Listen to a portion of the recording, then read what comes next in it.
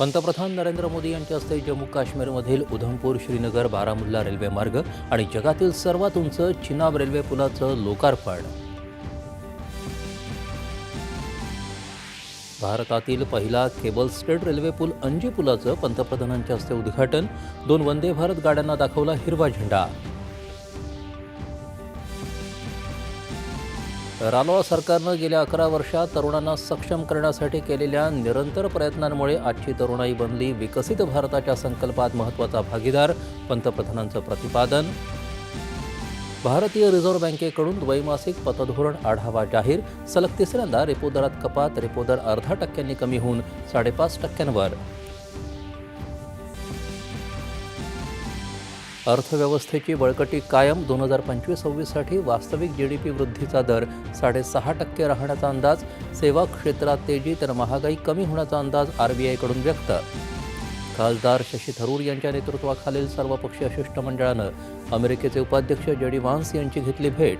भारताच्या दहशतवाद विरोधातील भूमिकेला व्हान्स यांचा पूर्ण पाठिंबा. केंद्रीय उद्योग आणि वाणिज्य मंत्री पियुष गोयल यांनी इटलीच्या उपपंतप्रधानांची घेतली भेट. स्मार्ट उत्पादन, तंत्रज्ञान आणि वाहन क्षेत्र यासारख्या महत्त्वाच्या क्षेत्रांमध्ये सहकार्य वाढवण्यावर सहमती. अमेरिकेचे राष्ट्राध्यक्ष डोनाल्ड ट्रम्प आणि उद्योजक इलॉन मस्क यांच्यातील वाद विकोपाला. टेस्लाचे समभाग कोसळले.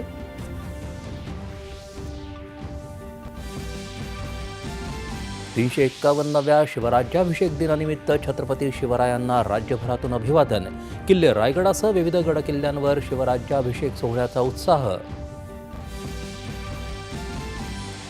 नीट पीजी परीक्षा घेण्यासाठी सर्वोच्च न्यायालयाकडून राष्ट्रीय परीक्षा मंडळांना मुदतवाढ. येत्या 3 ऑगस्टला होणार परीक्षा. अखिल भारतीय मराठी नाट्य परिषदेच्या पुरस्कारांची घोषणा. ज्येष्ठ अभिनेत्री नीना कुलकर्णी आणि ज्येष्ठ अभिनेते सुरेश साखवळकर यांना जीवनगौरव पुरस्कार जाहीर.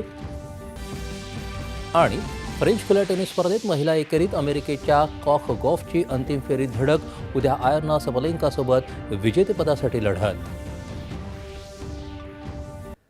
नमस्कार.